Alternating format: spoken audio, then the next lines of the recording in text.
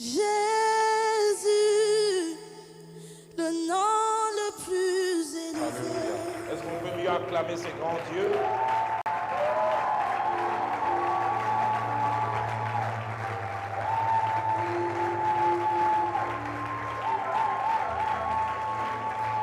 Alléluia.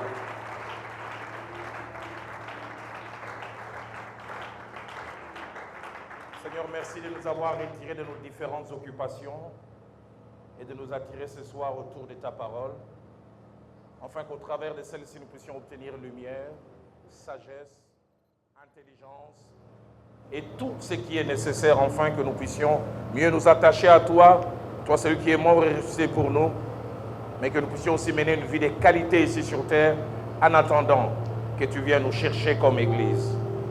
Bénis cette première journée et bénis les autres jours qui vont suivre. Que tout soit pour ta gloire et ta gloire seule au nom de Jésus. Quelqu'un m'aide à dire Amen. Amen. Que Dieu soit béni, nous reprenons nos places.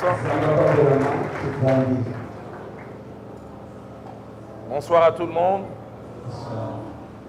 Je voudrais m'acquitter de quelques devoirs avant de partager la parole de Dieu. Le premier devoir, c'est de rendre grâce à celui qui nous prête souffle de vie. Celui qui nous donne le mouvement ainsi que l'être. Mais deuxièmement, c'est à la fois apprécier, mais aussi reconnaître le bien fondé de cette main d'association que l'homme de Dieu et la femme de Dieu, le couple Ayeka, nous tend.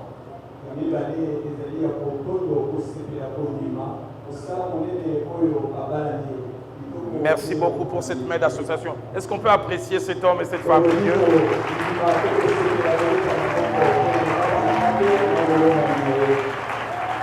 La deuxième, je voudrais apprécier ces cadres. Parce que la dernière fois, j'étais là où vous réunissiez, j'ai l'impression que ça valait les 1/10 de tout ce que je vois.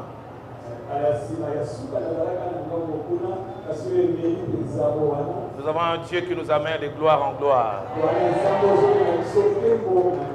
Mais en même temps que j'apprécie cela, j'attends dans mon cœur une phrase « It's just a beginning ». Ce que vous voyez, ce n'est qu'un début.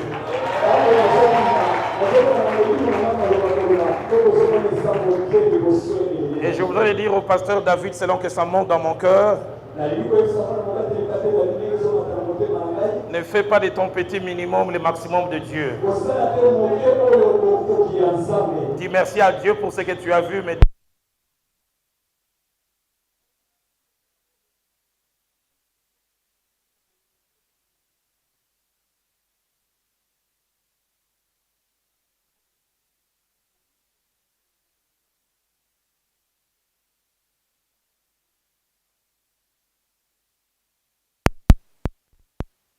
on devait donner une année sans activité.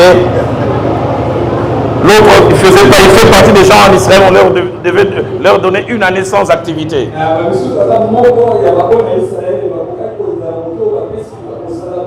Parce qu'il vient de se marier à peine il y a quelques semaines. L'ancien marié, c'est l'homme de Dieu, Fabrice Kabangou, lève-toi.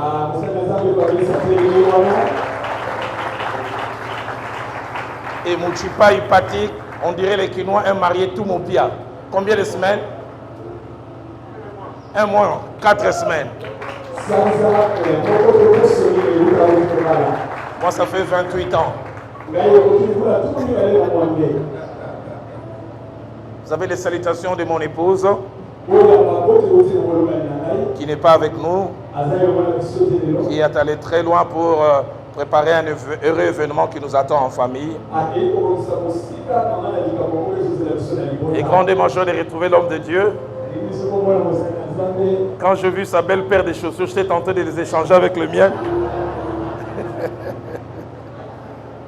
La vie, les saisons et leur gestion. Tel est le thème que Dieu a placé dans mon cœur et sur lequel nous allons partager tout au long de cette semaine. Mais d'entrée, je nous propose 3 textes de la parole de Dieu. Je les citerai l'un après l'autre. Et puis chaque fois, nous lirons. Lisons d'abord Genèse au chapitre 3. Et je lirai avec mon frère du verset 7 au verset 9. Genèse 3, 7 à 9.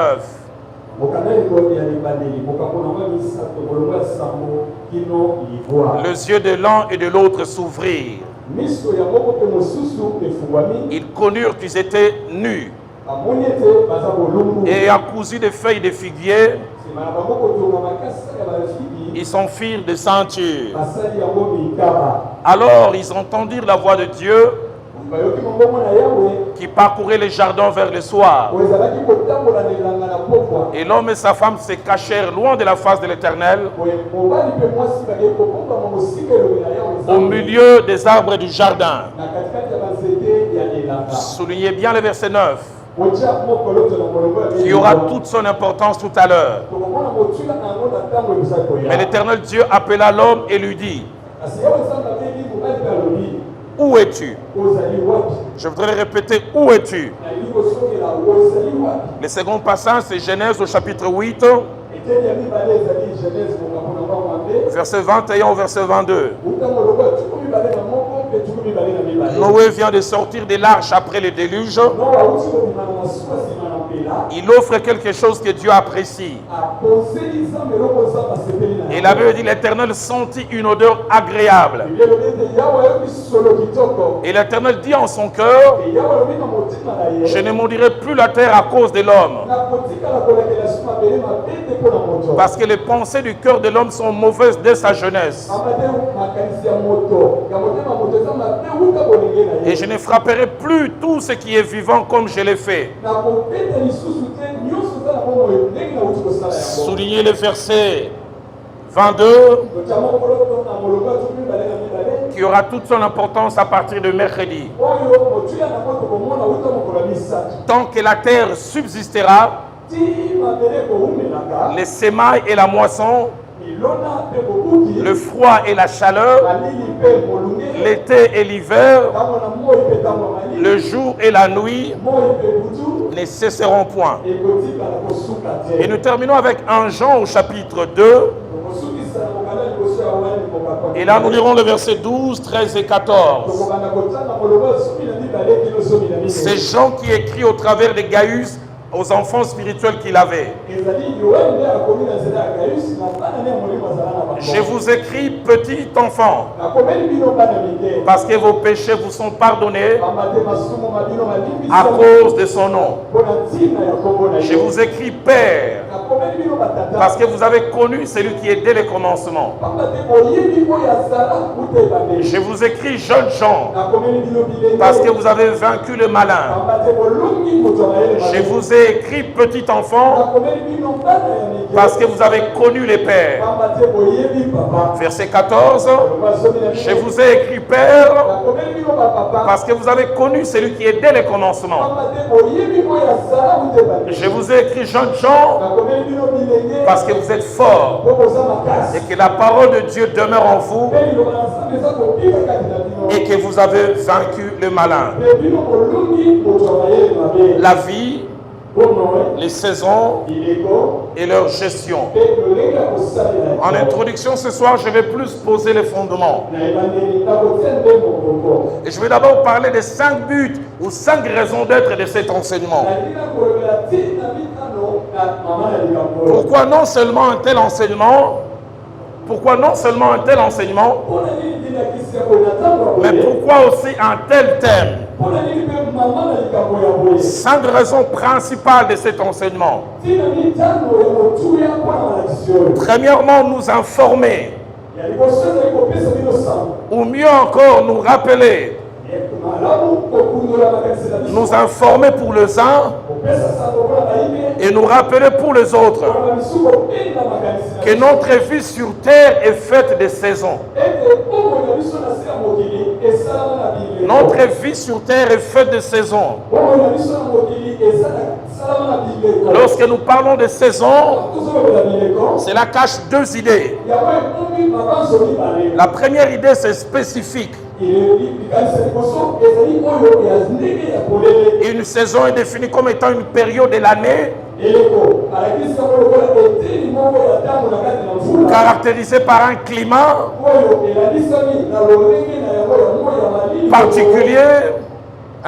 particulier, des températures particulières et même des fois des végétations particulières. Chez nous en Afrique, on a la saison sèche et puis on a la saison des pluies. On sait différencier ces saisons par les climats, la température et la végétation.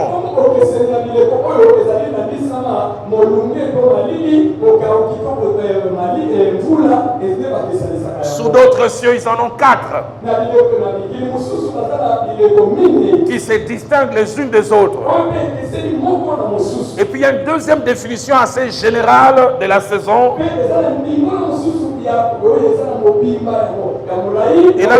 Et là, la saison est définie comme étant une période de la vie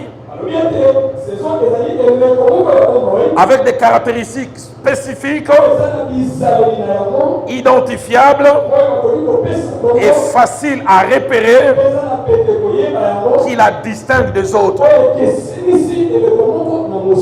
Nous en parlerons tout au long de cet enseignement. Certains sont dans la saison de leur jeunesse, avec toutes les caractéristiques. D'autres comme moi sont dans une autre saison. Un jour, ma fille cadette, qui a aujourd'hui 19 ans, elle me parlait devant ses soeurs, elle avait 5 ans. Elle me dit, papa, est-ce que toi dans ta vie, tu as déjà eu des cheveux? Parce qu'en grandissant, elle m'a découvert avec cette grande érosion irréversible. Je dis, demande à ta soeur aînée, elle te dira quand je me coiffais bougie avant et bougie arrière.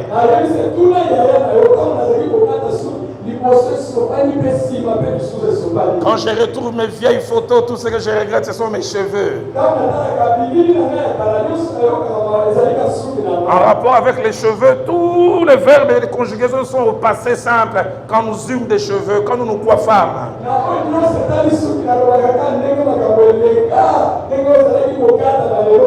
Un jour, j'ai dit à un ami, je vais chez le coiffeur. Il me dit, ok, pourquoi comme bongo? C'était une saison de ma vie avec des caractéristiques spécifiques, identifiables, faciles à repérer qui les distingue des autres. Dans Ecclésiaste au chapitre 3, au verset 1er, la Bible parle de la réalité des saisons. La Bible dit qu'il y a un temps pour tout.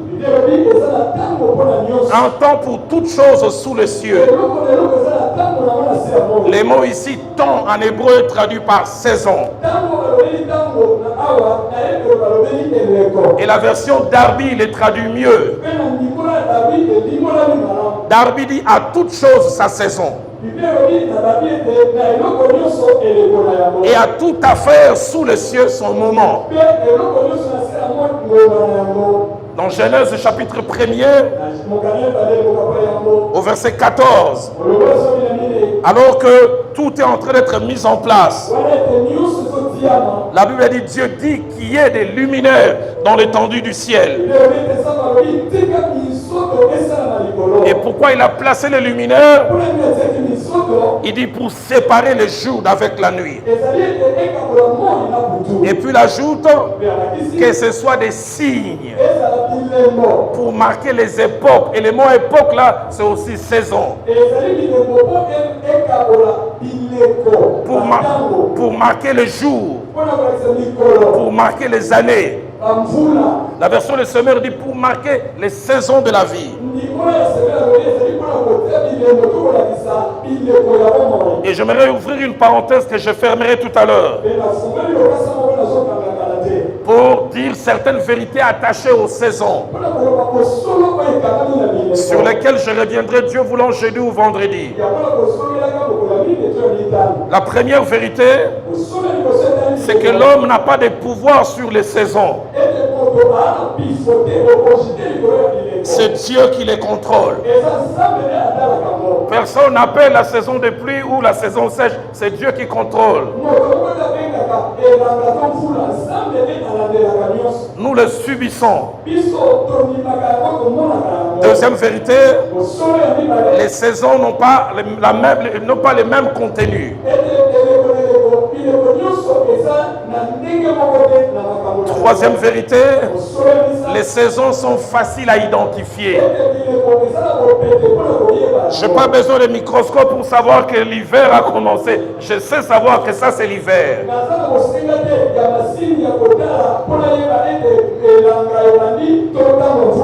Quatrièmement, les saisons imposent à l'homme certains comportements.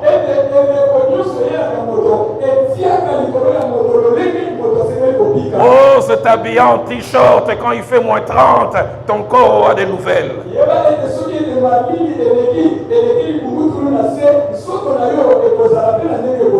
À part les Congolais qui reviennent de l'Europe, quand ils sont en kin, je les vois quand il fait 34 degrés, ils sont en cuir.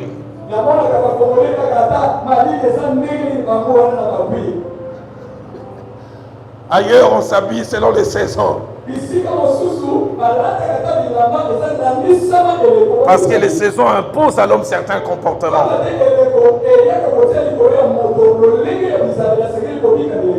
Quand c'est l'été en Europe, des fois jusqu'à 22 heures, il fait jour.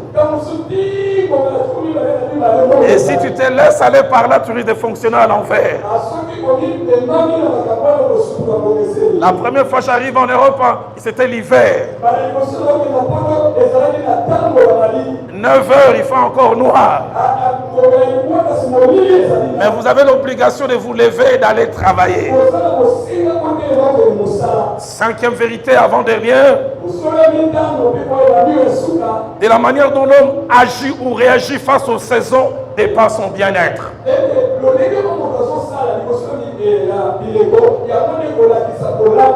Tu agis bien durant une saison, tu as les contenus de la saison. Et nous parlerons jeudi ou vendredi des gens qui ratent les saisons de leur vie. Et nous parlerons de toute une ville que Jésus a blâmée en disant: vous n'avez pas reconnu la saison où Dieu vous a visité.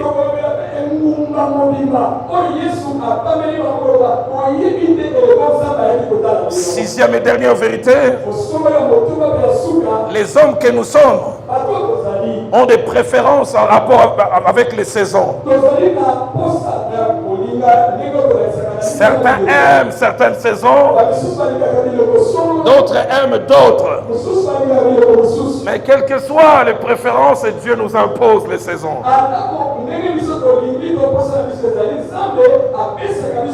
Et puis une septième vérité que j'ajoute: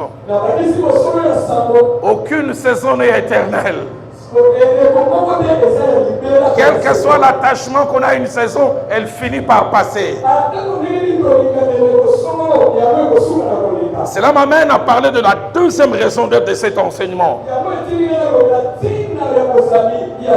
C'est nous aider, vous et moi, à identifier et à nous situer et à savoir en quelle saison de notre vie nous sommes. Identifier dans quelle saison nous sommes.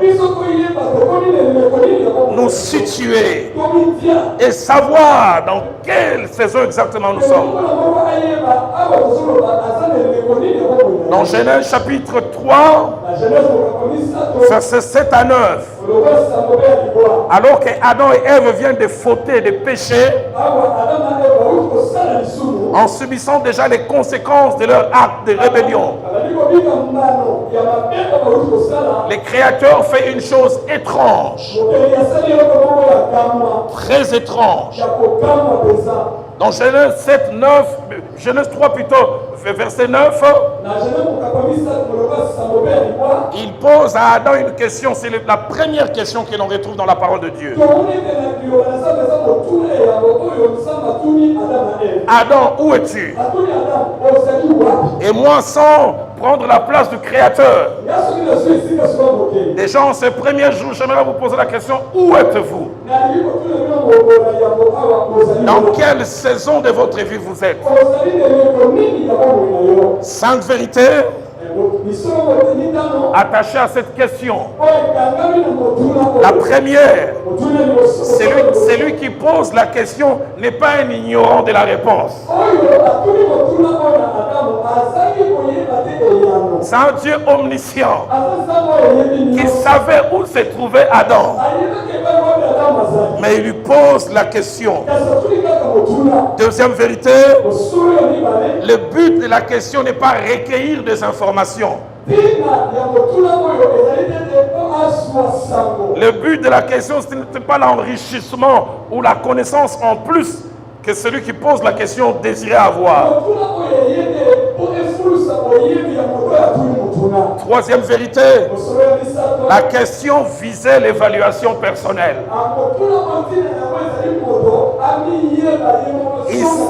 Il savait où Adam était. Mais il voulait vérifier si Adam lui-même savait dans quel état et dans quelles conditions il était. Quatrième vérité, pour répondre à cette question, il fallait de l'honnêteté et de la sincérité à Adam.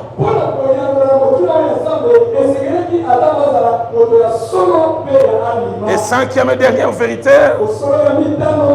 chose étonnante, celui à qui la question était posée n'a pas vraiment répondu. Adam, où es-tu? J'ai entendu ta voix, je me suis caché. Et puis il a commencé à accuser, c'est la femme que tu m'as donnée. Plaise à Dieu que déjà ce soir, et tout au long de ces assises, que toi et moi nous sachions nous situer.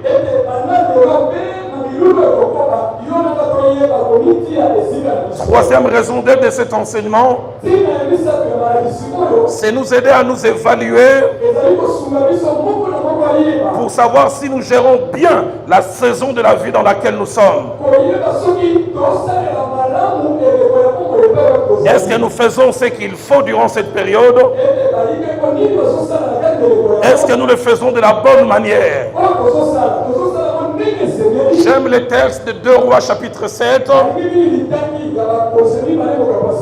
au verset 9.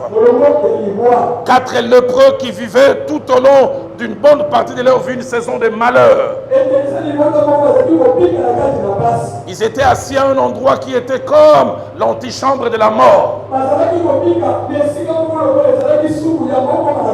Ils étaient derrière les portes de la ville parce qu'ils attendaient la mort. Et Dieu se sert d'eux pour que le pays de son peuple puisse expérimenter une grande délivrance. Par leurs pieds et leurs jambes en déliquescence, Dieu a fait entendre le bruit comme des chars.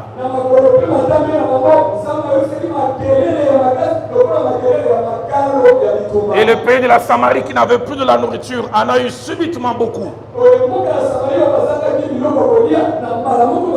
Alors qu'ils sont entrés dans une maison pour prendre d'autres choses. Ce que j'aime, c'est qu'ils n'ont pas eu une évaluation extérieure. Ils ont fait de l'auto-évaluation. Un exercice que la plupart d'entre nous ont premièrement difficile à faire. Et deuxièmement, difficile à bien faire. La Bible parlant des 4 lépreux dit, puis ils se dirent l'un à l'autre, nous n'agissons pas bien.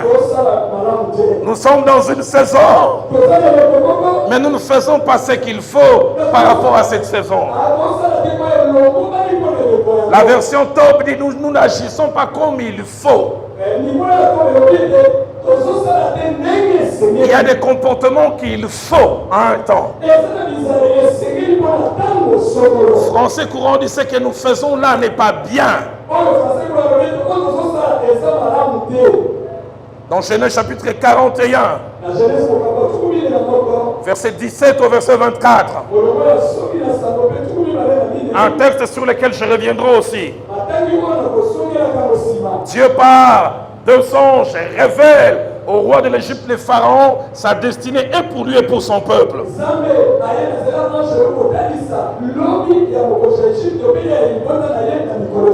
Il faut d'abord des vaches grasses, mais qui sont englouties par des vaches maigres. Il faut des épis beaux et gras, qui sont aussi engloutis par des épis qui sont chétifs. Le but de cette double vision, c'est de montrer deux saisons différentes qui vont arriver. Mais le but, c'est surtout amener le Pharaon à avoir les comportements qu'il faut durant la saison qu'il faut.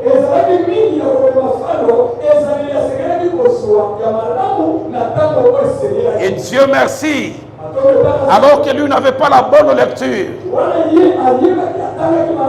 Dieu, par quelqu'un qui était à ses côtés, lui a donné la bonne lecture. J'ai pris que mon Dieu te donne un voisinage utile. J'en ai assez de profiteurs, des sangsues qui viennent s'attacher à moi pour avoir seulement. Donne-moi des gens qui voient ce que je ne vois pas. Des gens qui ont la révélation de ce que je n'ai pas. Quand Joseph est venu dans son voisinage, Joseph lui a dit, il y aura deux saisons. Cette année d'abondance et puis cette année de disette. Et le plus étonnant, Joseph dit quand les 7 années de disette vont arriver, elles vont effacer toutes les traces des années d'abondance. Je me souviens un jour, j'étais à Kitambo, j'ai trouvé un monsieur qui était en train de se battre pour prendre les taxis. Je me suis approché de lui. Je lui ai demandé, c'est monsieur tel? Il a dit oui. Ceux de mon époque peuvent se rappeler. Ceux de mon époque peuvent se rappeler. L'un des grands mobilisateurs de la MOPAP à l'époque. À une certaine époque, 4e ou 5e personnalité du pays. Kanga Fuvidi Kutubangana. Un homme important à l'époque. Et quand je l'ai fait descendre à Royal, j'ai dit, cet homme, il y a quelques années, il roulait carrosse. Celui qui était à mes côtés, il dit non.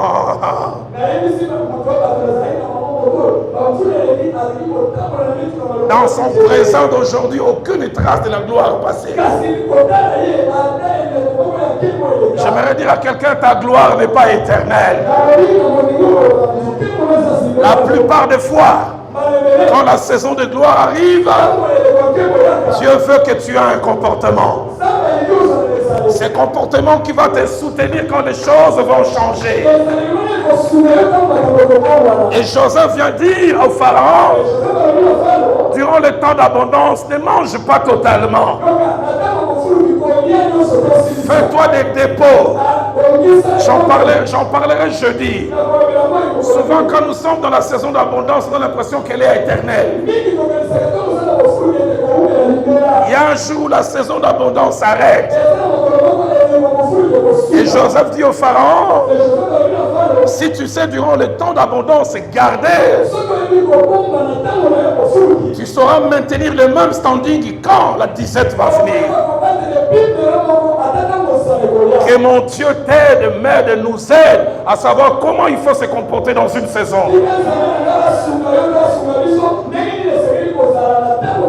Tu n'es pas obligé de voler, de mendier, jeune fille, de vendre ton corps parce que tu manques. Et pourtant, demain, une saison d'abondance arrive pour toi.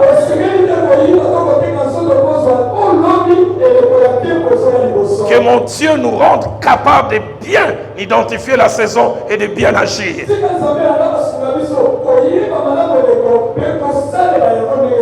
Moi j'ai conscience, même sur le plan ministériel, il y a 20 ans on ne parlait pas de Roland Dallot. 20 ans, rien du tout. J'ai aussi conscience. Dans 15 ans, avant que les Aïka me chassent, je suis encore là. Hier, je n'étais pas là. Demain, je ne serai pas là. Quand j'entends les lords de nombre prêcher les médis fédos, je dis, ma petite, ma soeur, ma mère. D'ici là, on commencera à chanter pour Roland Dallot. Comme les joueurs qui sont finis, Yemweni, Bima.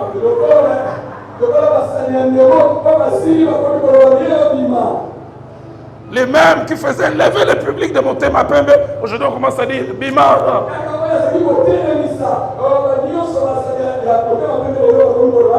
David dit qu'il a 10 ans.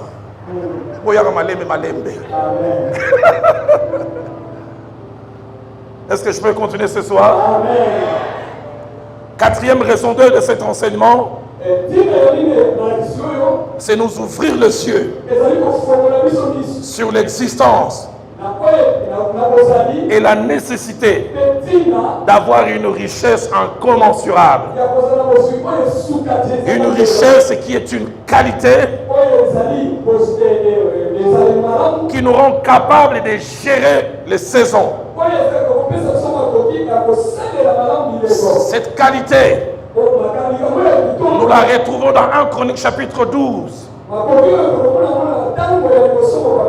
Au verset 33.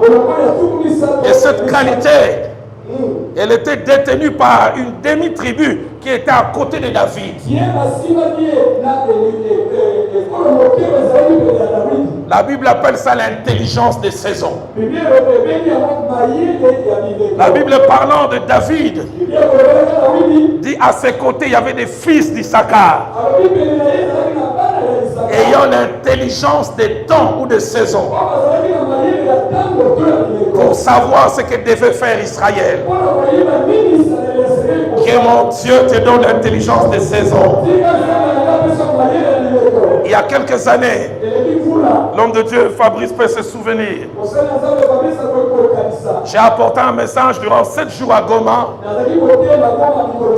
Et mon thème était reconnaître, identifier et savoir gérer les saisons des visitations.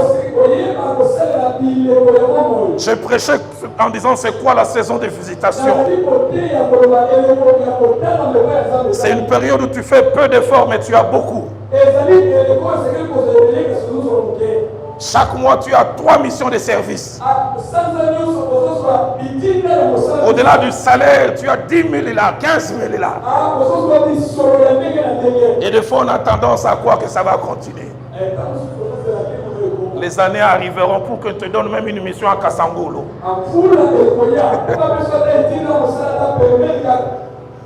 Même à Madimba. Tu dois aller en retraite. Et j'ai prêché en disant il faut savoir gérer les saisons de visitation. La première fois j'ai vu ça. Je termine de prêcher. Un papa de 65 ans. Il me tient à la chemise comme ça. Il dit où étais-tu avec ces messages-là? J'aurais dû entendre ça il y a 15 ans. J'aurais mieux géré.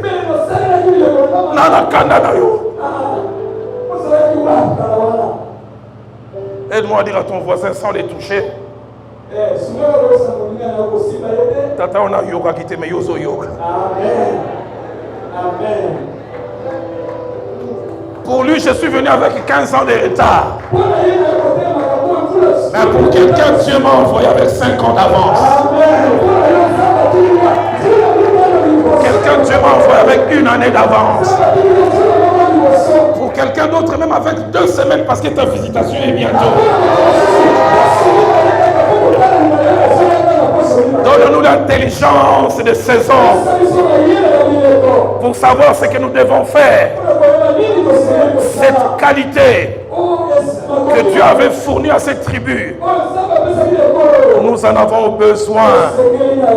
Et j'aime dans la Bible, oh, ce qui m'étonne, c'est que Dieu peut nous enseigner par de petites choses. Le sage Salomon, il veut apprendre la sagesse aux humains que nous sommes. Il ne dit pas je vais vous amener à la Sorbonne. Il ne dit pas que je vais vous amener à la Sorbonne. Je vais vous amener à Harvard. Écoutez ce qu'il dit. Proverbe 6. Verset 6 à 8. Placez-moi ce passage. Proverbe 6. Verset 6 à 8. Il dit, vous voulez apprendre la sagesse, les bons comportements. Il dit, je vous envoie en stage quelque part. Écoutez ce qu'il dit. Va vers la fourmi, toi paresseux. Considère ses voies et deviens sage. Je t'envoie par l'université. Va observer ces petits êtres appelés fourmis. Écoutez ce qu'il ajoute. La fourmi n'a ni chef, ni inspecteur, ni maître, mais elle prépare en été sa nourriture. Elle prépare en été sa nourriture. Elle amasse pendant la moisson de quoi manger. La fourmi a l'intelligence des saisons. Quand il fait chaud, tout le monde pense que la chaleur va continuer. La fourmi sait que le froid va venir. Et quand le froid va venir, ça sera difficile de sortir chercher la nourriture. Alors que les gens sont à la plage en été. Ils se bronzent en bikini ou en monokini. La fourmi prend la nourriture, va cacher. Les autres disent Mbendre, nous allons se là. La fourmi dit il ira bien. Et quand vient le froid, la fourmi mange sans répit. Elle a 3 repas. Les autres commencent à venir. Il dit Bino Bobina, qui va continuer Bobina. L'intelligence des saisons. L'intelligence des saisons. Seigneur, communique là à quelqu'un.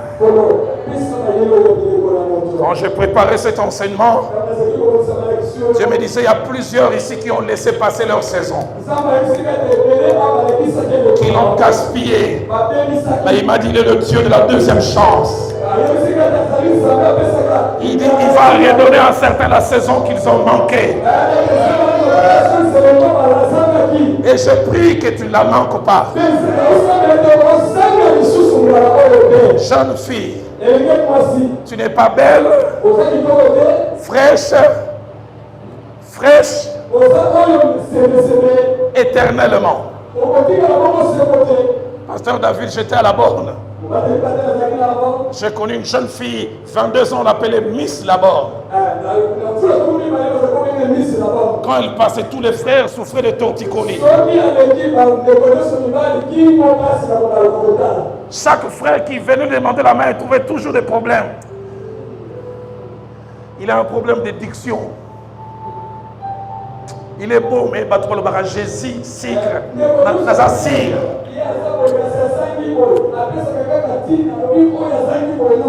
Un autre vieux pasteur, il parle bien, mais il a un problème d'haleine. Il a une mauvaise haleine. Un autre vieux, non, pasteur, j'aime pas ça, son teint. J'aime les frères spirituels, mais au teint raffiné. Je l'ai perdu de vue. Un jour, alors que je recevais les gens en Philadelphie, je vois, elle entre. Ce visage, je les reconnais. C'est Miss Laborde, non? J'ai dit, bien, je suis confus. Je dis, tu as quel âge maintenant? Elle me dit 32 ans. Moi, j'ai anticipé. Tu as déjà combien d'enfants?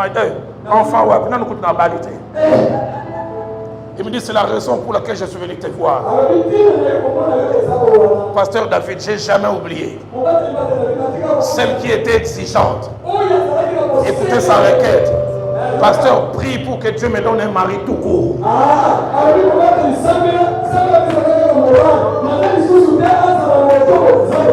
Un mari tout court. Description sexe masculin.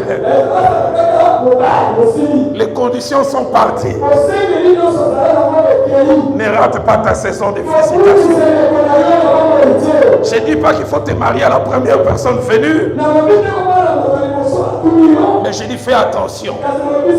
Tu risques de laisser passer les bons moments. Cinquième et dernière raison d'être de cet enseignement, c'est nous aider à avoir deux types de comportements en rapport avec les saisons de la vie et leur bonne gestion. Le premier comportement, c'est encourager seuls ceux qui agissent bien en identifiant bien la saison dans laquelle ils sont et en bien la gérant, de continuer dans la même lancée. J'aime quand le Seigneur parlant à cette église que les justes pratiquent encore la justice. Que celui qui est saint se sanctifie encore. Je prie que si tu gères bien tes saisons, continue. Mais deuxièmement, appelez ceux qui n'agissent pas bien.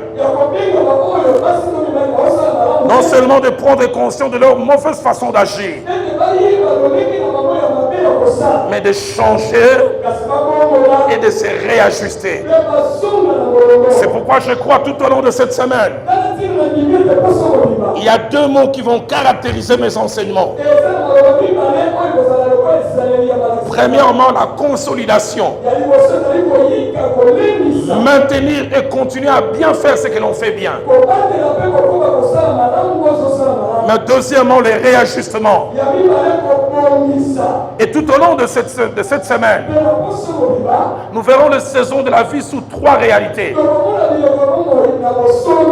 La première réalité, je veux juste l'introduire ce soir. Mais nous allons entrer en profondeur demain. La première réalité attachée à la saison, c'est l'âge.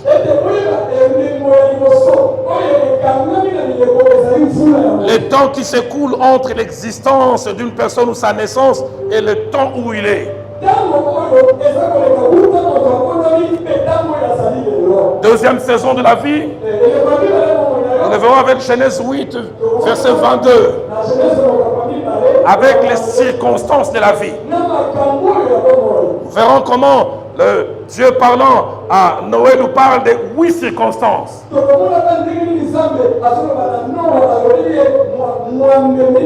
Il dit, tant que cieux et terre subsisteront, semailles et moissons ne cesseront point. Nous allons les voir à partir de demain. Certains sont dans leur saison de semailles. D'autres sont dans leur saison de moisson. Ah, sur le plan ministériel, David est dans la saison de la semaille.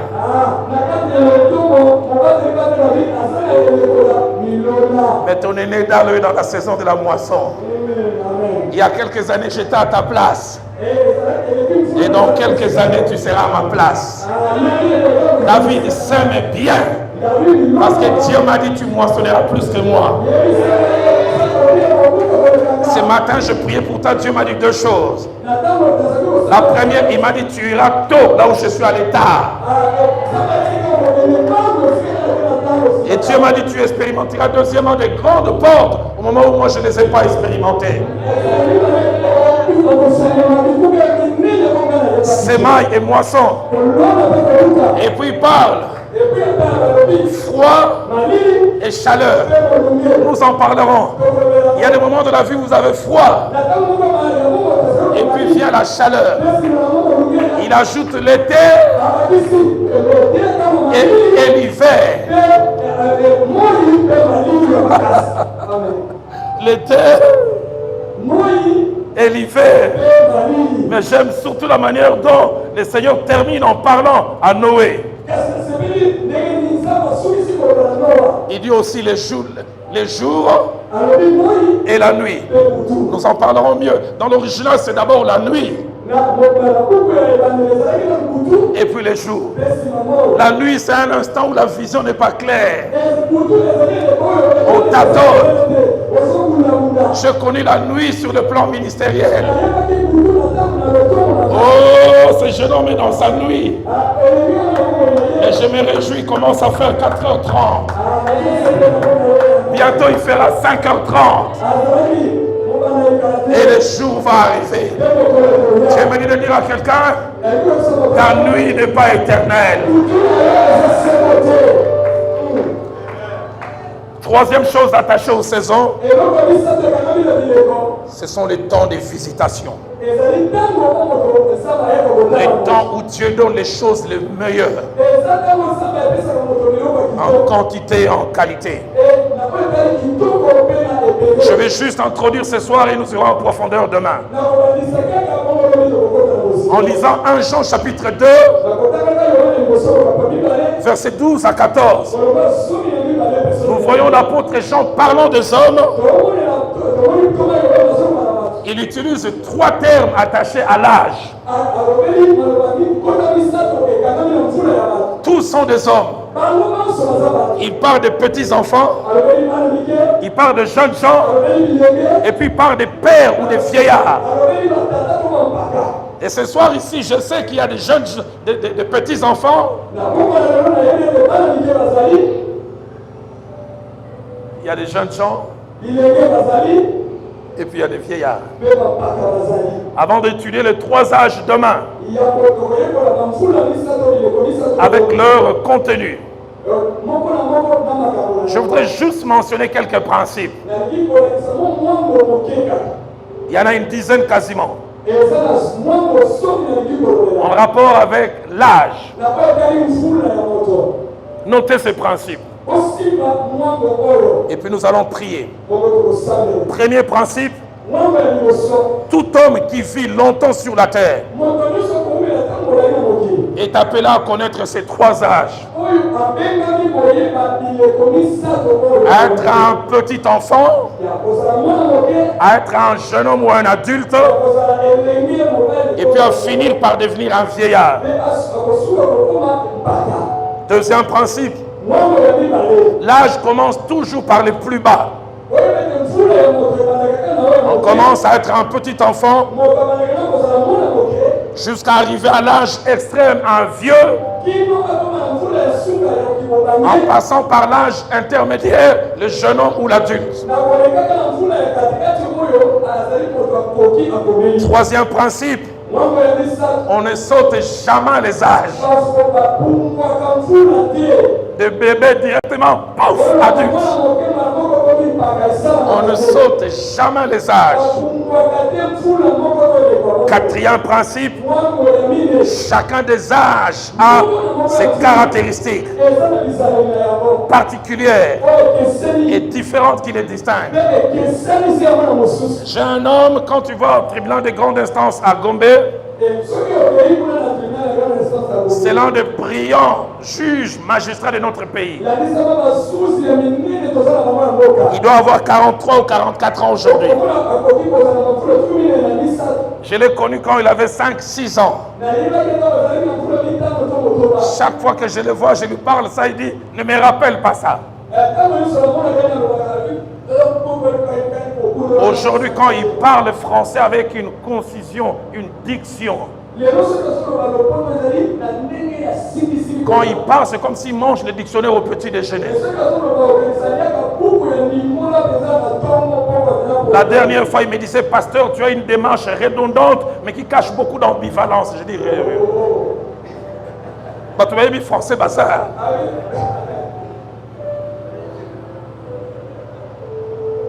Mais Mais je n'ai jamais oublié. Quand il avait 5 et 6 ans, j'étais avec ses grands frères. On disait Yannick, nous on l'appelait Yann. Yann, il dit araignée. Il vous regardait dans les yeux, il dit agniré. Yann, araignée, agniré. Quand tu coupes les syllabes, il réussit. Il dit A, il dit A. Ré, ré, ni, oh. Mais dis araignée, agniré.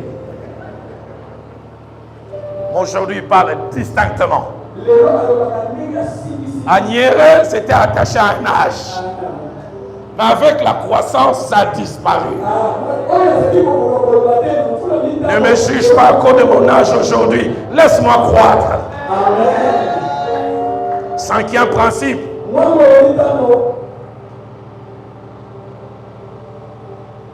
Les autres, ou l'extérieur, n'a pas toujours besoin de nous pour connaître notre âge. Ils peuvent nous évaluer par notre caractère, par notre parler, par nos actions et nos réactions.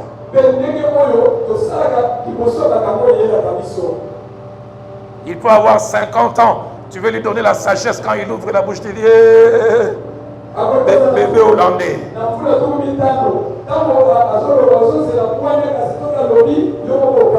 6e principe, la réalité des âges s'attache à 2 catégories de personnes. Premièrement, ça s'attache aux individus. Et deuxièmement, ça s'attache au groupe d'individus. Un homme peut être un petit enfant, devenir un adulte, et puis finalement devenir un père ou un vieillard. Mais une église aussi peut être enfant. Une église aussi peut être adulte.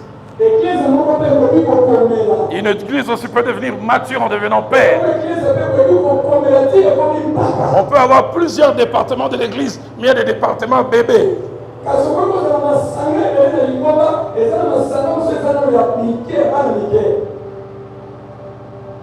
J'ai un jeune homme qui est venu me voir, sollicitant notre conseil, maman Viviane et moi. Je dis, mais vous avez des parrains, non? Il semble qu'ils sont mariés depuis 10 ans. Il me dit, papa, tu l'aimes bango. Tu comment vous parrainer ma parrain à biso? Surtout visiter bango 10 fois, tu côté bango bazo bunda. Ngani na comment ça parrain qu'on se parrain ba ça. Tika.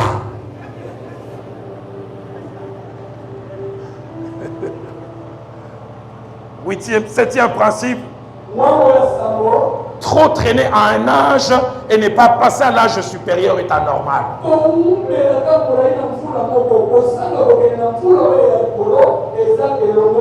Il y a des caractéristiques attachées à un âge qui sont acceptables à un moment,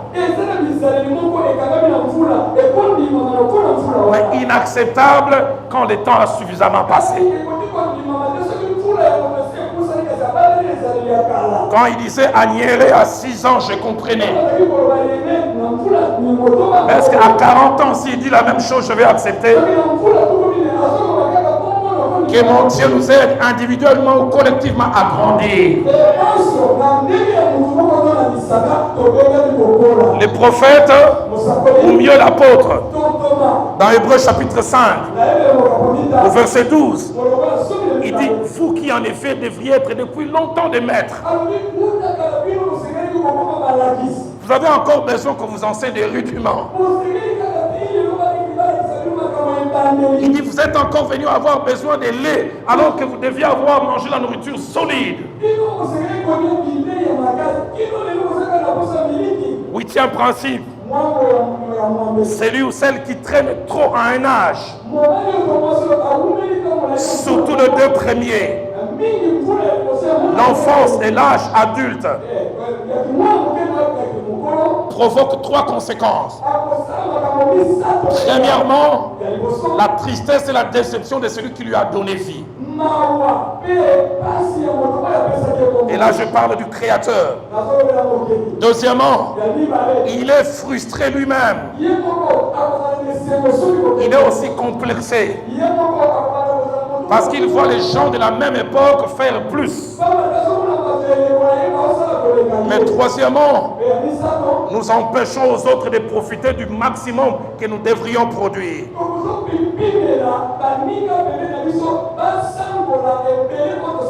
Neuvième principe, Dieu, pour nous faire changer d'âge et nous faire grandir, il se sert de plusieurs choses. Premièrement, il se sert du temps. Et deuxièmement, des fois, il se sert des épreuves. Il y a des épreuves que Dieu provoque pour que l'on puisse croître. Homme de Dieu, j'ai suivi ce documentaire des aigles. La maman aigle pond des œufs, et elle a des petits aiglons. J'en ai vu 6. Et les aigles ont leur nid sur les hauteurs. Et la maman les nourrit simplement 7 jours. Au 8e jour, la maman aigle prend le petit aiglon et le met sur son dos. Elle leur fait faire un exercice durant 3 jours. Quand elle arrive très haut, elle lâche les petits aiglons qui n'ont jamais volé. Et le petit aiglon, attiré par la pesanteur, si ces aiglons sont quinois, ils commencent à chanter au revoir, Mboteya Souka. Parce qu'ils savent que c'est fini.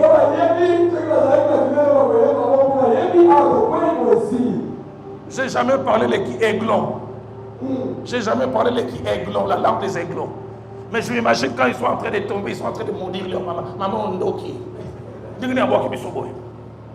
Et il semble qu'à un certain niveau, elle vient et je vis, elle les récupère tous. Et on sent leur soulagement. Et ils retournent dans les nids. Le lendemain, elle les fait monter encore, elle les lâche. Et il semble que quand elle les lâche comme ça, ils se battent. Et le 3e jour, quand elle les lâche, c'est pour ne jamais les récupérer. Et ceux qui font l'anatomie disent, quand maman aiglon les lâche, quand ils se battent comme ça, elle renforce leurs ailes. Parce que maman aigle sait que si je les garde dans les nids, ils ne grandiront jamais, ils ne voleront jamais.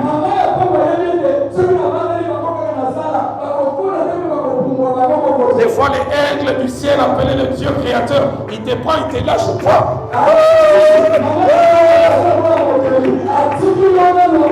J'aimerais te dire au concours faté, ça encore au 3e jour, les aigles pleurent, les volent pour la vie. J'aimerais dire à quelqu'un, cette épreuve ne te tuera pas. C'est pour ta croissance. Je voudrais conclure ce soir.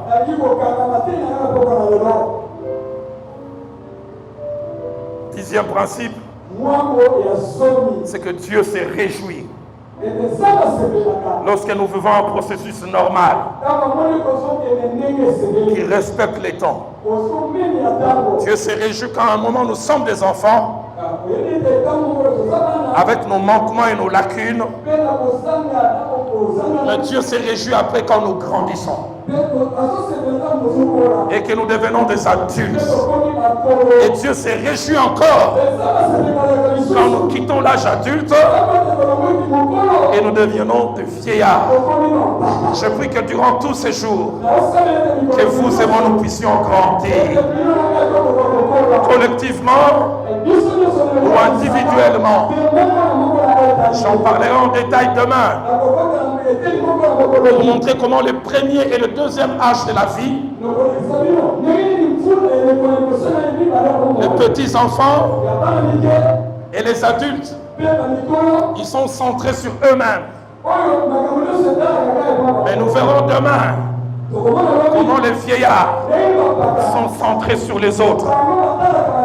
Et nous le ferons demain. Et je prie que durant tous ces jours, que les petits enfants deviennent des jeunes gens.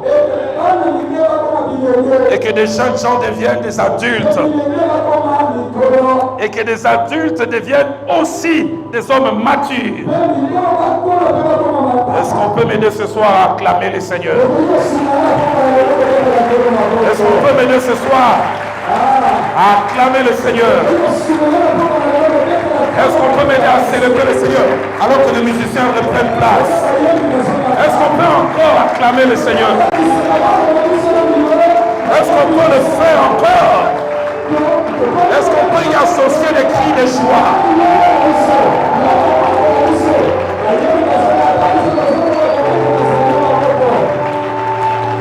Est-ce qu'on peut encore acclamer le Seigneur?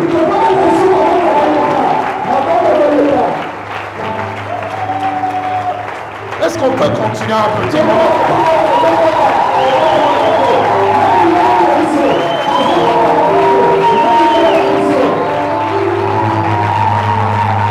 Je me suis réveillé ce matin avec ces merveilleux cantiques. Dans mon parcours sur la terre, tout peut sombrer. Dans ma marche vers les cieux, tout peut sombrer. Mais j'aime quand il dit après, je sais que tu es fidèle. Je sais que tu es fidèle. Ce soir, je ne lance pas d'appel. Je ne sais dans quel stade, dans quelle période de ta vie tu es. Mais durant ces 5 minutes, alors qu'on sera en train de chanter, si tu veux rester debout, tu restes. Si tu veux te mettre à genoux, tes mains à genoux. Mais je veux que toi et moi, nous puissions réagir. Si déjà tu as conscience que tu n'as pas bien géré une saison que Dieu t'a donnée, réponds-toi déjà ce soir. Si tu veux que Dieu te redonne une autre saison, fais comme Jérémie a dit. Jérémie a dit, donne-nous des temps comme ceux d'autrefois. J'aime.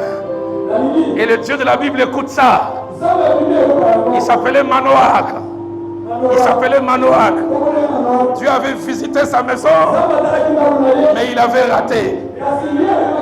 Et puis quand il est allé prier à Dieu, il a dit, l'ange qui nous a visité, qu'il revienne encore.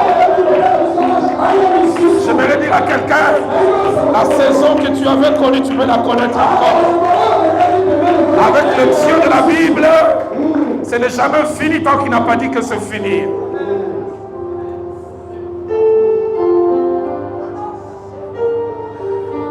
Yandorobo Sateche.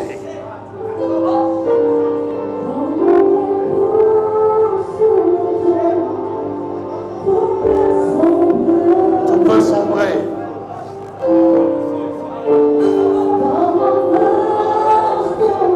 Alléluia. Tout peut même s'écrouler totalement.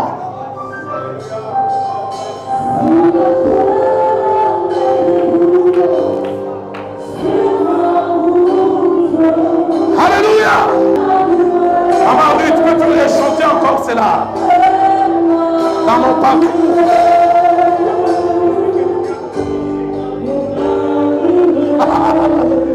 Alléluia. Tout peut sombrer. Tout peut sembler noir.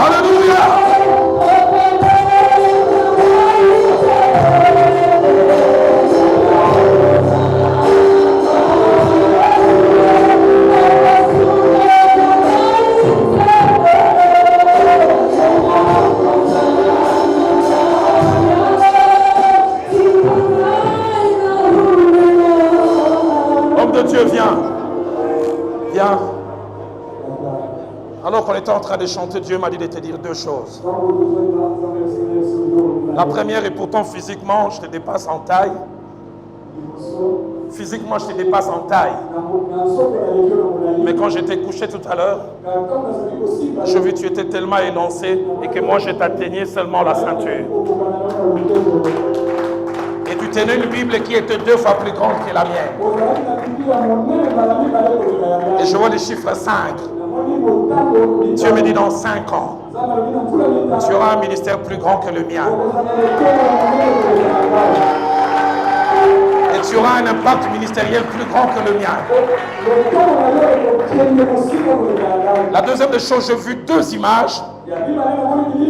La première, j'ai vu que tu étais à un endroit où des noirs et des blancs étaient mélangés. Et la langue qui était parlée, c'est l'anglais. Et Dieu me dit de te dire, les Congo et l'Afrique ne sont qu'un terrain de préparation ministérielle pour toi.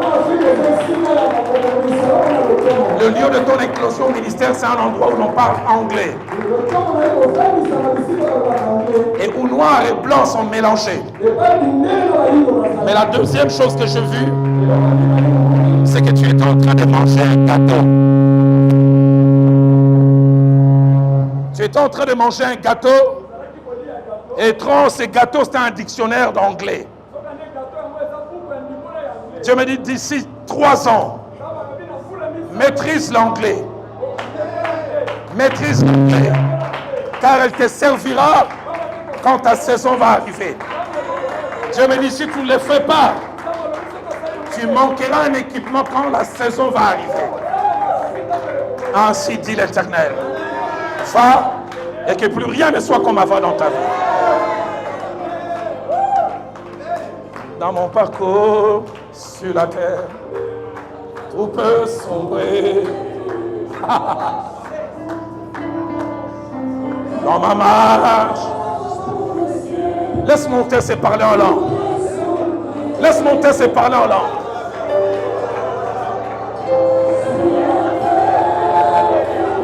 Alléluia. Laisse monter ses parler en langue.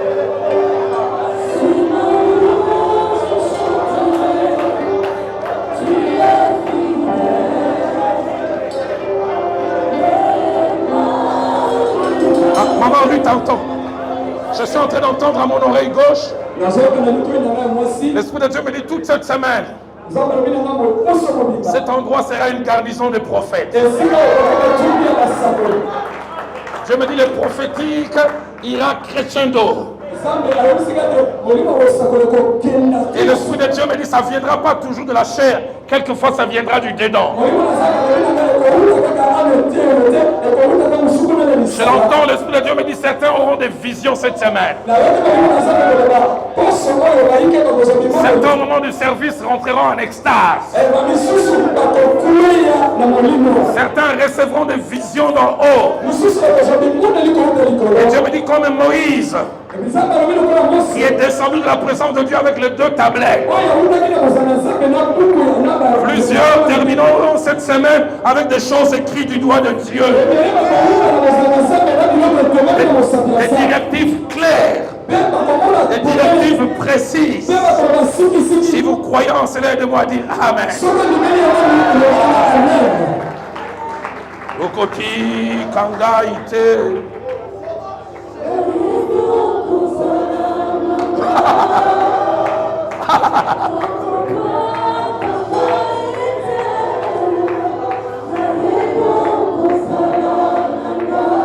Tikangai.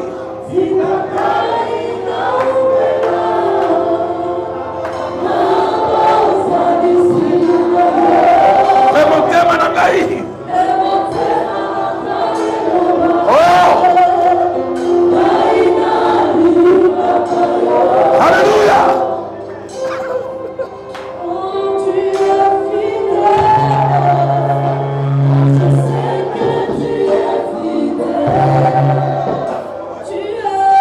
Tu es en train de me montrer un jeune homme. Jeune homme vient. Ouais. Quand Dieu m'a dit ça, je dis Seigneur, le temps est passé, aide-moi à lui dire demain. Reste là, lève tes 2 mains.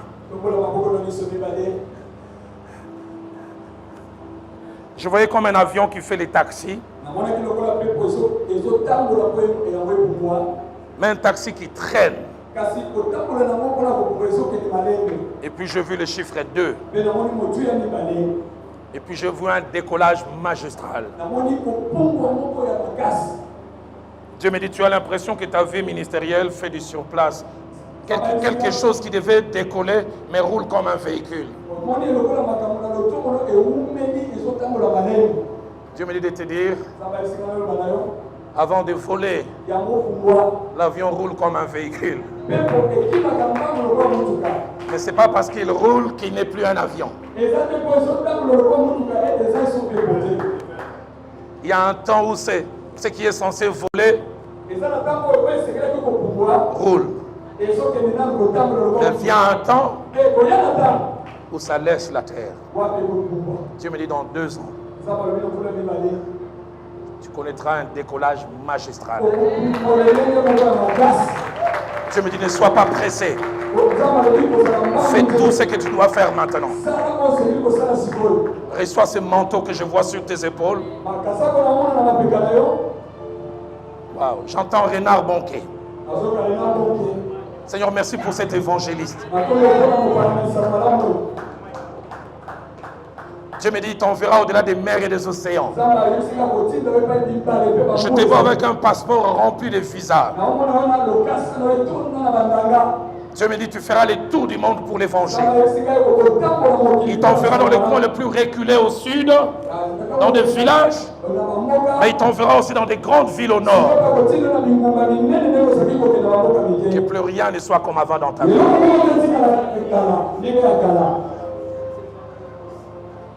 Lèvons simplement nos mains.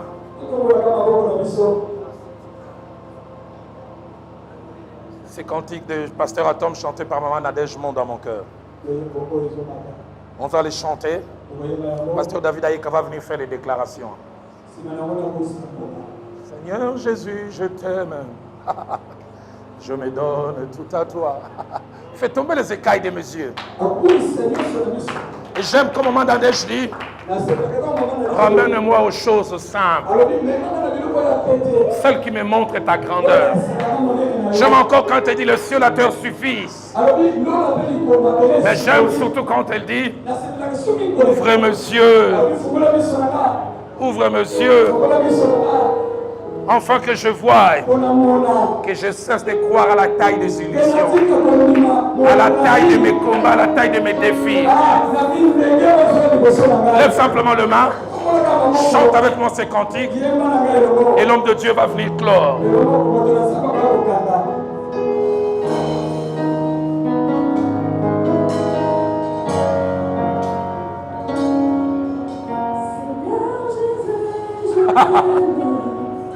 Je me donne tout à toi.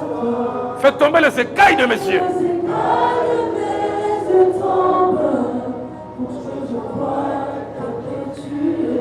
Amène-moi.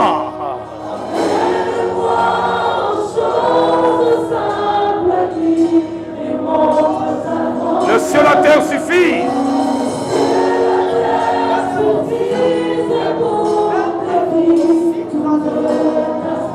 Ouvre mes yeux. Celle qui m'entoure, que je cesse de croire.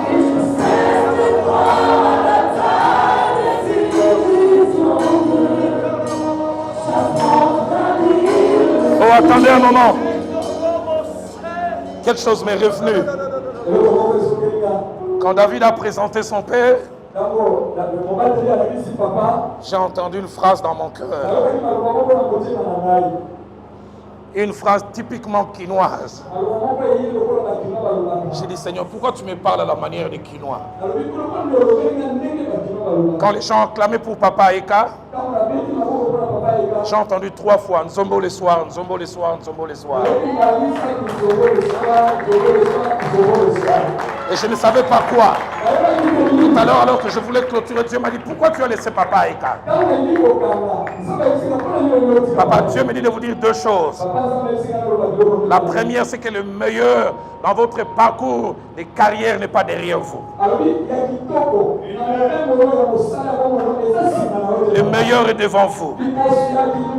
Et la deuxième des choses que Dieu me dit, il va vous donner une ultime visitation. Il va vous donner une dernière visitation. Et il dit, vous allez la vivre très bientôt.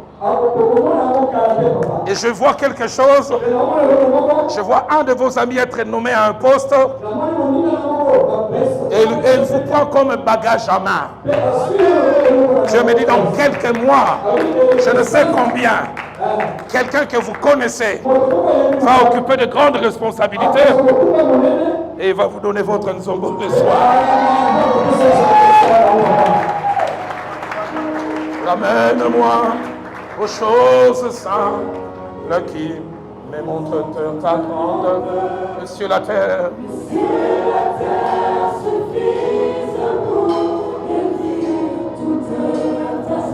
Ouvrez mes yeux. Celle qui m'entoure. Et je cesse de croire.